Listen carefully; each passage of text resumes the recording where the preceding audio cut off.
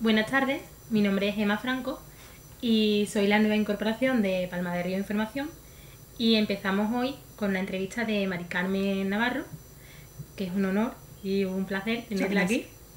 Y es profesora del Colegio Salesiano y escritora palmeña. Buenas tardes, Hola, Mari buenas Carmen, tardes. antes de nada. ¿Qué tal? Y pues nada, deseando que nos cuente muchas cositas a los palmeños y que pasemos este ratito contigo. Muy bien. Mari Carmen, yo quisiera saber, al igual que supongo el resto de los palmeños, ¿cómo fue cómo comenzó tu trayectoria literaria? Bueno, pues en realidad, si nos retrotraemos en el tiempo, tengo que decirte que desde que yo tengo uso de razón recuerdo escribir, porque ya desde joven, en la adolescencia, la literatura y en concreto la poesía me servía en muchas ocasiones como cauce de desahogo de los sentimientos que, tú sabes, en la adolescencia se despierta. Luego, con el tiempo, esto se fue acrecentando, se fue agigantando este deseo por escribir, y cuando llegué al colegio tuve la ocasión de formar un grupo de teatro, el grupo de teatro Pigmalión, donde después de varias reuniones solíamos recabar el tema más importante que a ellos les preocupaba, y a partir de ahí yo escribía las obras de teatro que el grupo demandaba. Con lo cual cumplía dos características: por una parte respondía a los intereses de los jóvenes, y por otra parte pues respondía a las edades que iban ahí, a la que iba ahí la obra dispuesta, ¿no? Luego, con el tiempo, pues ya hice una tarea un poco más personal, que cuando comencé en el mundo de la novela, en el mundo de la poesía, y ahí fui encontrando otros cauces de expresión que hicieron que, bueno, se fuera enriqueciendo ese camino que considero tan importante en mi vida. Muy bien. Y yo tengo una pregunta ¿qué te motiva a ti escribir? ¿Qué motivación tienes tú a llevarte a la escritura, a desarrollar ese don o ese deseo por plasmar lo que tú sientes? Pues principalmente lo que más estimula el arte creativo en mí normalmente son dos causas. Por una parte, el deseo de crear belleza. Creo que a través de la palabra se puede crear un mundo de belleza que es paralelo a la realidad. Muchísimas veces la realidad nos resulta insoportable, y a través de la palabra, a través del uso de esta, la realidad se puede transmutar en algo mucho más hermoso. Eso por una parte. Luego, la cuestión formal me interesa en profundidad. Y por otra parte, pues los temas que, como te decía anteriormente, tienen que ver con nuestra juventud, tienen que ver con la infancia, siempre me han llamado poderosamente la atención, y pienso que hay ahí una faceta por mi parte de compromiso con este mundo de la infancia y de la juventud que es muy importante. De hecho, detrás de cada novela, de cada poema, de cada obra de teatro, siempre procuro que haya un mensaje, una enseñanza que pueda servir. Y yo siempre digo, aunque solamente sirva a una sola persona, eso ya es suficiente, porque el trabajo y el tiempo invertido reconocen ahí un valor de gran importancia, ¿no? Así que esa es la principal motivación, de carácter formal por una parte. Sin duda, si no hubiera esa necesidad de crear belleza, probablemente no escribiría. Y por otra parte, pues el compromiso con una sociedad que nos ha tocado vivir, donde, por desgracia, la juventud y la infancia están sumamente castigadas, no solamente en nuestro mundo, también en el tercer mundo. Y a mí me interesa el mundo de los niños, el mundo de los adolescentes y el mundo de la mujer últimamente mucho, porque considero que hay un papel muy importante ahí. A pesar de que los tiempos han avanzado, las mujeres siguen sufriendo una serie de tratos vejatorios, discriminatorios, que considero que muchas veces están solapados, porque pensamos que vivimos en un mundo de progreso, y que eso pues ya está superado. Y basta ver muchas veces los informativos, las noticias, la gran cantidad de mujeres que todavía se siguen asesinando por parte de sus maridos, y en otras situaciones de conflicto, pues dentro del mundo de la prostitución, etcétera. Con lo cual, el mundo de la ancianidad también me interesa mucho. Y todas esas cosas son las que me llevan a adquirir un compromiso, en el cual, pues después de crear una trama, siempre procuro que al final la moraleja, digamos, verse sobre ese mundo en cuestión, y que ayude a la gente también a cuestionarse lo que previamente yo me he planteado, ¿no? Te estoy escuchando y me vaya a permitir que tenga que añadir que me recuerda muchísimo a una frase que a mí me encanta personalmente, de Pitágoras, que dice, tú la conocerás supongo: educar a los niños para no tener que castigar a los hombres. Y no sé, Te estoy viendo... Pues creo que es muy certera, que porque exactamente. verdaderamente la base de un buen hombre es una buena educación Una para buena un niño. educación, exactamente. Muchas veces lo olvidamos y es la base fundamental no solo de la educación del hombre en particular, sino de la del progreso del mundo en general. Exactamente. Pues yo quería preguntarte también que de dónde sacas tu historia, tus personajes, si es que hay alguno o alguna trama que sea inspirada en ti o solamente en la imaginación. Yo procuro sacar siempre los personajes de la realidad, por esto que te decía antes, porque es la realidad la que me inspira. A lo mejor estoy en la situación más cotidiana que puede vivir cualquiera, y de ahí, con la observancia de las personas, de sus conductas, de sus comportamientos, me surge no solamente la historia que quiero contar, grosso modo, claro, en líneas generales, a grandes rasgos, sino también ese personaje cómo intervendría en la historia. De tal manera que entonces de la realidad saco el personaje, saco la historia, saco la trama, pero luego, lógicamente, hay que complicarla. De tal manera que siempre para complicar esta historia procuro echar mano de esos conflictos que antes te hablaba. Es decir, la situación en el mundo en el que vivimos crea una serie de conflictos en las personas y entonces cuando yo veo ese conflicto personalizado en alguien es lo que me motiva realmente a llevarlo a la literatura. En el mundo de los niños, pues normalmente soy muy solidaria, podríamos decir, compasiva, pues sobre todo con el maltrato, con las situaciones de violencia, con las situaciones de soledad que atraviesan los niños. Este tipo de cosas me interesan mucho. En el mundo de los adolescentes hay grandes complicaciones cuando salen a la realidad, que es por ejemplo el mundo de las drogas, el mundo del alcohol, que hoy día está tan permitido y a la vez tan normalizado, y situaciones de soledad, situaciones de homosexualidad, que también lleva en muchos casos a esta soledad. Es decir, los problemas que yo en realidad me encuentro en las aulas, Claro. No hay otra cosa distinta ni rara. Simplemente pues que en un momento determinado sirves como confidente en un mundo en el que tú durante 26 años, como en mi caso, estoy viviendo y entonces de alguna forma mi manera de ayudarle creo que es utilizando un talento que posiblemente no sea responsabilidad mía, sino que me fue dado y yo pues lo utilizo de esa manera. Entonces el tiempo libre, el tiempo de ocio, la mejor manera en la que invierto ese tiempo es escribiendo, porque me da luego grandes satisfacciones.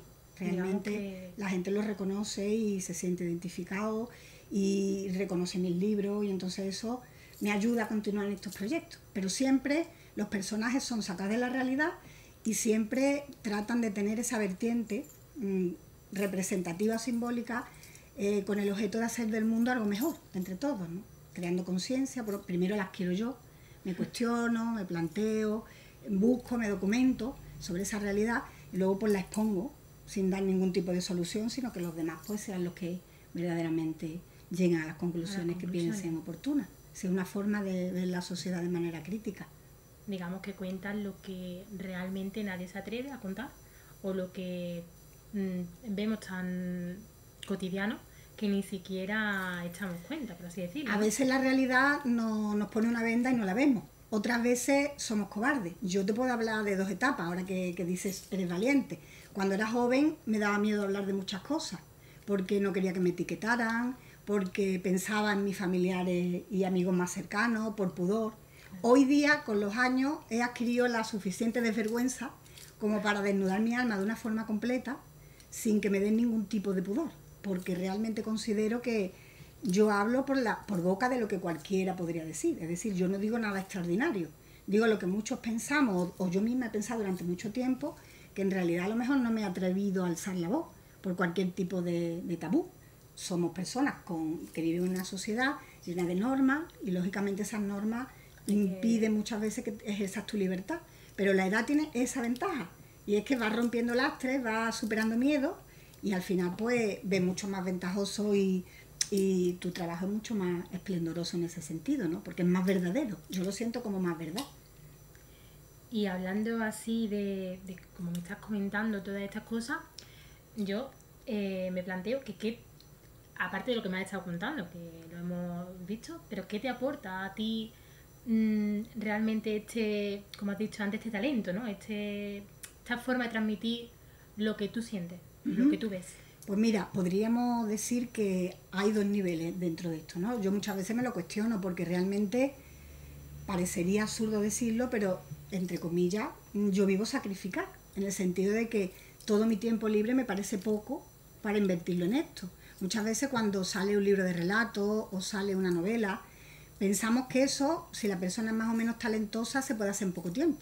Pero realmente el escritor que procura ser medianamente bueno o aceptable tiene que tirar a la papelera mucho más de lo que recaba luego en su obra. De tal manera que es mucho el tiempo en que hay que invertir. Y esto, en muchas ocasiones, cuando estoy en un proyecto, hace que no me apetezca salir, no me apetezca hacer lo que en su tiempo de ocio otras personas hacen. Incluso lo hago, pero siento como una especie de remordimiento, porque yo misma me impongo voluntariamente el hecho de tener que hacerlo, es decir, me lo impongo como una obligación. Entonces, luego, claro, una se cuestiona, te paras y dice de vez en cuando, ¿y esto por qué lo hago? ¿Para qué lo hago? Si realmente en muchos momentos supone una tiranía tan grande para mi persona. Pero claro, el reconocimiento, no solo de los demás, sino de ti misma, ante ese trabajo terminado, es muy grande. Luego la satisfacción supera con creces ese esfuerzo del camino. Eso era el principio, durante unos años, ¿no? Sí. Con el tiempo he aprendido a que el camino tiene que ser más gozoso que el final. Es decir, hoy día cuando me pongo ante un proyecto, si veo que no me motiva, que no me llena, por muy esplendoroso que parezca o muy maravilloso, yo lo abandono momentáneamente y empiezo con otra cosa. De tal manera que no es difícil verme pues con varias cosas a la vez, entrecruzando. Y así cuando voy cansándome de una, o cogiendo otra, o cuando en una me encuentro más desmotivada, pues sigo con otra. Entonces, el reconocimiento real de tipo material, pues son la cantidad de premios que he ido afortunadamente obteniendo. Eso por un lado. El reconocimiento más grande ha sido el de mi pueblo este año, que en el entorno de la Feria del Libro pues me ha hecho un homenaje. Yo me parece muy grande la palabra homenaje, pero me siento muy emocionada por eso. Pues no solo a mis 25 años de vida profesional, sino también a la trayectoria literaria de compromiso frente al mundo de los jóvenes y la motivación al mundo de la lectura, ¿no? Entonces, para mí ese ha sido el premio más grande. Ha habido otros que han tenido remuneración económica, otros que a nivel literario, dentro del círculo de lo que es la literatura, pues pueden tener más prestigio, pero para mí este, al ser de mi pueblo, pues tiene una connotación especial, de afecto, de cariño y de entrega, ¿no? Entonces, básicamente es esa la respuesta, es decir, ¿cuál es el resultado de este trayecto? Por un lado, que he aprendido a disfrutar por el camino, cosa que antes no lograba, porque lo entendía como una tortura, y luego al final, pues ese reconocimiento de los demás ante tu trabajo, ¿no? Entonces eso es muy importante también, porque te hace sentir que lo que haces vale, es útil y es necesario a veces también. Y que tienes que disfrutar de cada momento, porque eso es una... Yo lo veo como una forma de que lo vives una vez, y aunque haga, como estamos viendo aquí, que tienen unas cuantas de obra, pero o sea, siempre cada obra es única. Sí, sí. Es decir, que el trabajo de todas sí te tiene que sentir cada vez que las ves, ¿no? Que digas, esto es mío. Y tiene que ser una satisfacción enorme, pero cada obra es como tu hijo, ¿no? Sí. Y estamos viendo aquí unos cuantos que yo me estoy quedando maravillada. Tengo un cuaderno, normalmente un cuadernito pequeño, tamaño cuartilla, donde voy copiando, apuntando lo que se me va ocurriendo. De tal manera que en cada libro tengo guardado su cuaderno correspondiente, de bocetos, de documentación, de artículos, de enlaces, de todo tipo de cuestiones que están relacionadas con esa novela, con ese libro de relatos, con lo que sea. Entonces le tengo casi más cariño a ese cuaderno que yo guardo del proceso de trabajo que al libro terminado. Porque el libro terminado, digamos que es el final.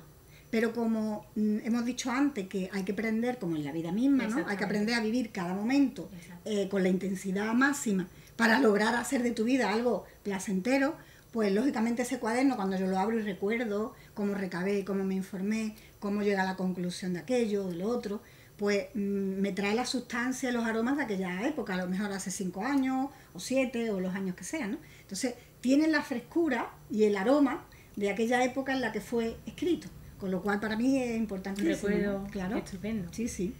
Y bueno, como hemos dicho hace un momento, tienes aquí tus obras, pero yo quisiese saber, y el resto de Palmeño, ¿qué premio? Porque sé que has ganado unos cuantos y me gustaría saber cuáles son los más importantes, los que tú recuerdas con más Con cariño? más cariño, sí. Pues mira, con más cariño los primeros que recibí, porque eran los primeros. Claro. Y porque de alguna manera te aseguran que lo que haces está en buen camino. Entonces recuerdo con muchísimo cariño pues el primer premio, que fue con 14 años en el instituto. Entraba en primero de lo que era entonces bachillerato, primero de BU, y me dieron a nivel de instituto, es decir, que competía con lo que entonces era el COU, con gente adulta, grande ya. Y entonces gané 2 libros de poemas, de Antonio Machado, de Juan Ramón Jiménez. Los guardo ahí con sumo cariño, porque realmente el reconocimiento a aquellos primeros poemas, que hoy miro y eran malísimos, pero que bueno, de alguna manera son una fuente de gozo para una niña de 14 años. Luego, los siguientes premios que recibí de facultad y demás se emborronan en el tiempo, es decir, no lo recordaría aunque lo intentara cuando estaba en la facultad, pero el primer premio de teatro, donde la obra Jacal Caballo la llevamos a un certamen de teatro en Fuentovejuna, que fue además el pueblo donde nació mi abuelo, con lo cual era el pueblo de donde partía el abuelo y la nieta volvía a recibir un premio, ¿no? Para mí era un símbolo aquello que tenía una belleza extraordinaria, ¿no?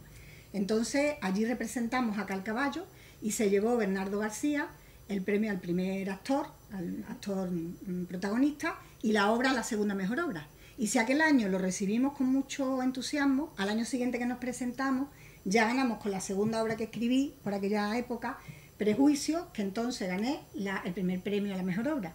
Para mí aquellos premios son definitivos, porque constituyen de alguna forma interiormente la consagración de que yo debía dedicarme a aquello. Porque no era el reconocimiento casual de una vez, sino era el reconocimiento repetido y reiterado de que tu trabajo vale, de que tu obra importa, aunque fuera, lógicamente, a nivel de colegio, a nivel estudiantil. Pero bueno, es que yo no pretendía mucho más. Yo pretendía que a nivel de los jóvenes los mensajes que yo daba llegaran. Entonces eso es muy importante, fueron muy importantes. Y luego, posteriormente vinieron muchos, un premio con mucho reconocimiento literario, es uno de poesía que recibí en 2009, que es de Alhama de Granada, con la obra de poesía que se llamaba Poemas de lujuria, Sonetos de lujuria y perdición, y el último que te he mencionado anteriormente, que es el reconocimiento en la Feria de Teatro de... Que es este que tenemos aquí, ¿verdad? Sí. Es recibido en mayo de 2014. De tu pueblo. Le guardo muchísimo cariño, lo tengo en el mejor rincón de mi casa, como junto a mis libros, que son lo mejor que tengo. Claro. Sí, sí. Y bueno, yo quisiera saber qué proyectos tenemos cociéndose en el horno o a punto de salir o... Hay un montón de proyectos. ¿Qué maneje tienes ahí? Sí, sí, sí. Tenemos un montón de proyectos este invierno que espero que todos salgan adelante de una forma fructífera y sobre todo lo que te he dicho antes, que gracias a esos proyectos podamos disfrutar todas las personas que estamos involucradas en ellos. Pues mira, te cuento. Por una parte, hemos creado un grupo de teatro que se llama Tejemaneje, que surgió con motivo precisamente de este premio. Pues los antiguos alumnos se volcaron en la organización paralela junto con el ayuntamiento, desde luego, pero a nivel de antiguos alumnos, y a partir de ahí surgió la posibilidad, el deseo por parte de ellos, de crear un grupo de teatro. Esta gente, estos alumnos, hace 20 años que salieron del colegio, es decir, que estamos hablando de gente en el entorno de los 35 a los 40 años. Lógicamente son ya personas adultas que saben lo que quieren. Y entonces cuando vinieron a mí con la idea de crear este grupo de teatro, al principio fui reticente porque dije, bueno, cada uno con sus trabajos, con la escasez de tiempo libre, yo en dónde me voy a meter. Pero cuando vi el entusiasmo, la ilusión continua y permanente, la insistencia que tenía, bueno, pues lo voy a intentar.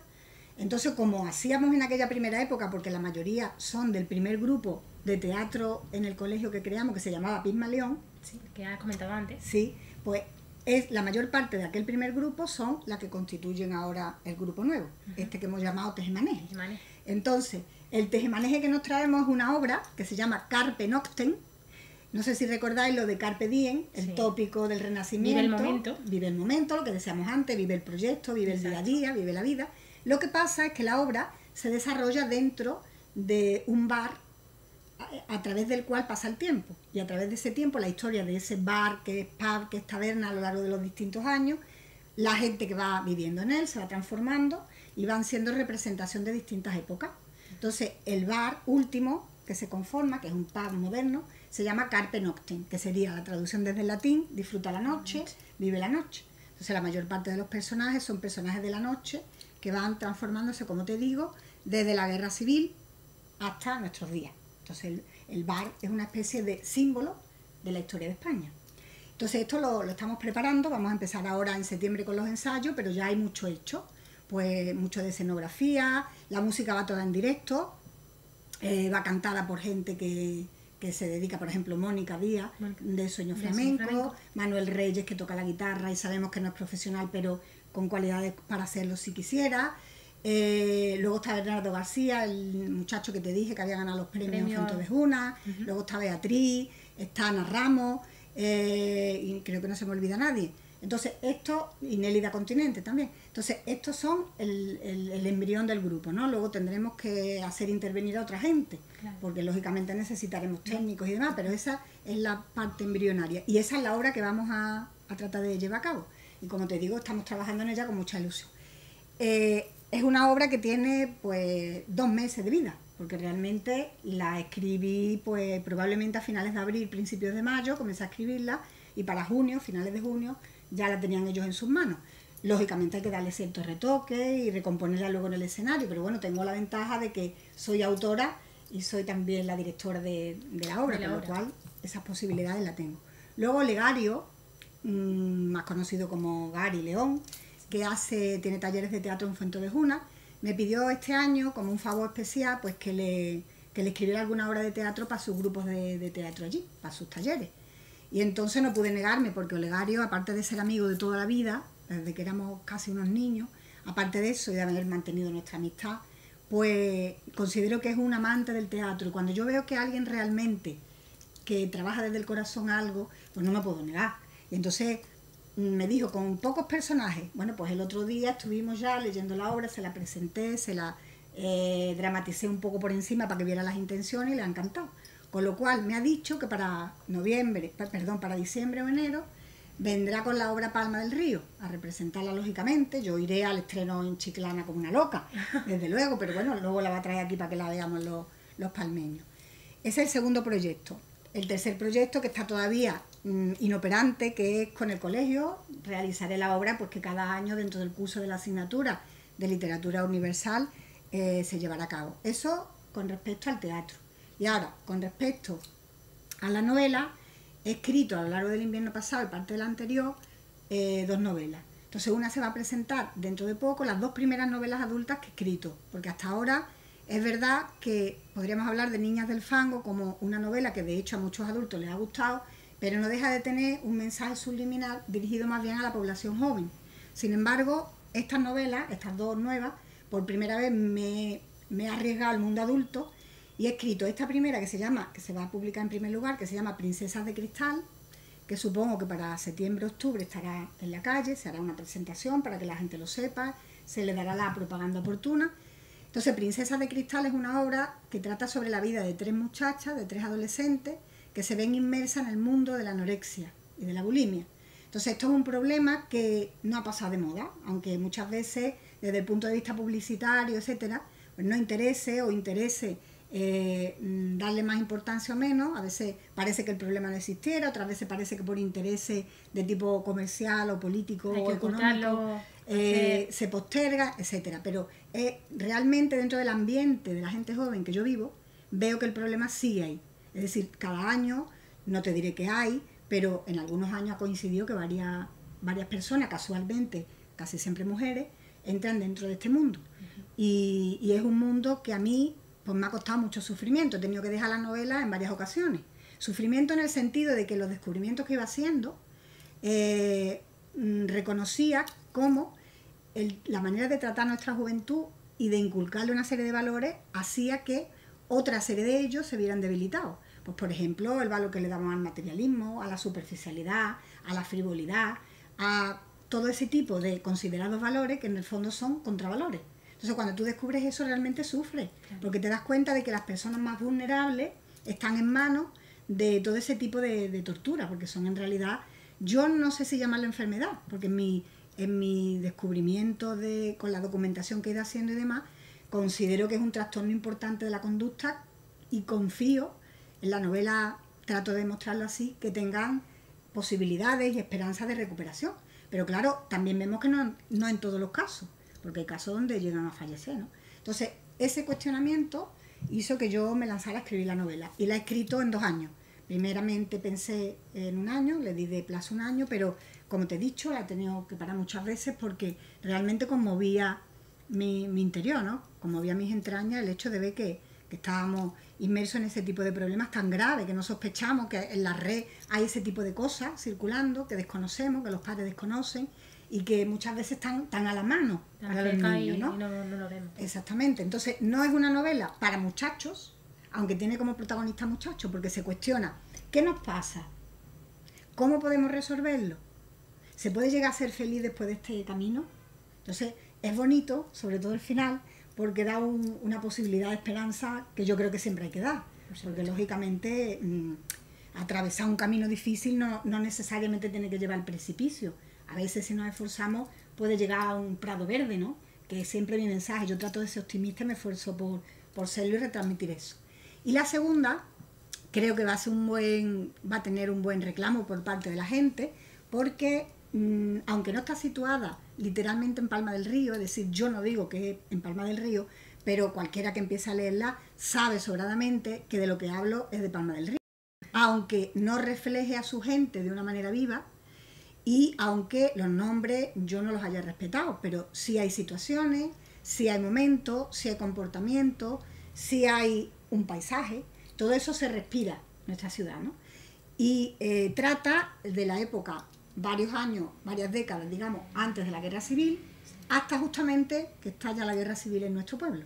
Es decir, es el tránsito que va, podríamos decir, de los prolegómenos de la guerra, de qué acontecimientos, cómo vivía la sociedad, cómo eran las relaciones humanas, cómo estaba la vida en el campo, tan importante en nuestra tierra, y cómo, de alguna manera, todo eso fue constituyendo una bomba de relojería que cuando explota da lugar a que se produzca una guerra civil. Podríamos decir que es la explicación mía que yo le doy a esa guerra civil a nivel nacional, ¿no? Lo que sería a nivel nacional, pues yo lo sitúo en nuestro pueblo, ¿no? Porque claro, es lo que conozco, es lo que veo, es lo que aparecen personajes reales, pues aparece el nombre de mi abuelo, aparece el nombre de mis tíos, pero con los demás no me atreví, lógicamente. Claro. Ahí no apareció el miedo. Antes me hablabas tú de miedo. Sí. No apareció el miedo, sí, ni el tabú, ni los condicionamientos. Apareció el respeto. Y yo eso quiero que quede claro, porque cuando la gente lea la novela, y no voy a desvelar más, cuando la gente la lea, va a saber que evidentemente estoy hablando de determinados tipos de personas. Y si no de tipos, con nombres, sí de prototipos. Y entonces eso a veces puede producir escosores. Claro. Pero claro, evidentemente las cosas hay que contarlas, porque muchas veces cuando se habla de después de la dictadura vino la democracia y con la democracia todo se olvida, yo en eso no estoy de acuerdo, porque a las víctimas de determinadas circunstancias habría que haberles pedido disculpas y perdón, porque es necesario que para restablecer una relación de conflicto entre dos seres humanos, uno, el que se ha equivocado, o el otro, si se ha equivocado también, se pidan disculpas.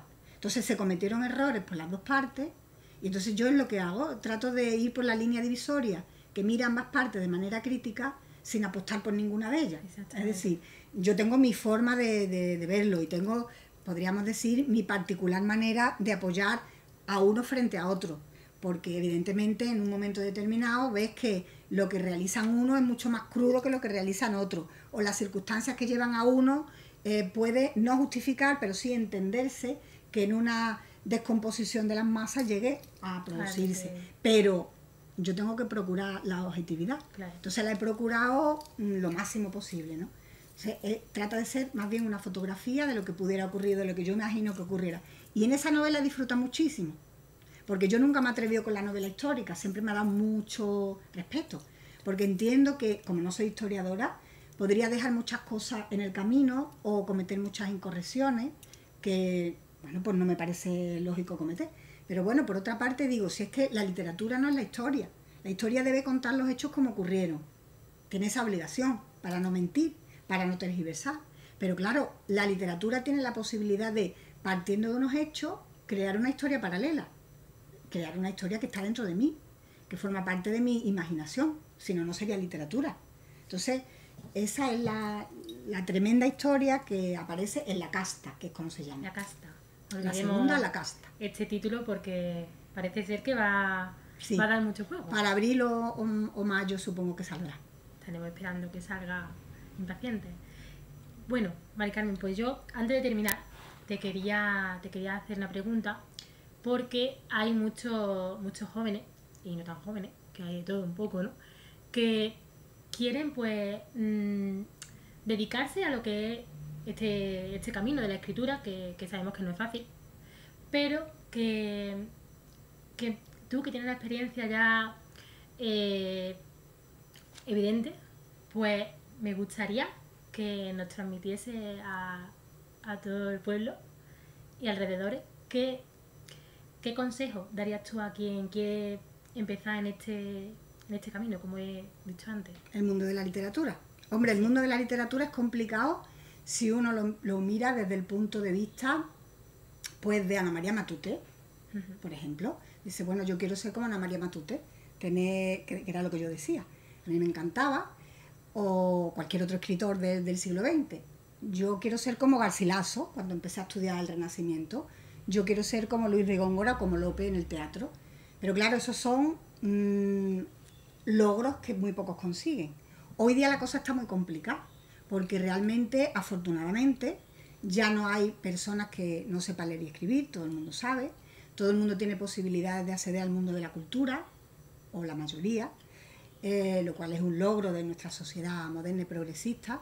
Sin embargo, llegar a la inmensa mayoría es poco probable, porque ya no hay 4 escritores, ya hay 400. Y cuando uno va a una librería no hay una novela.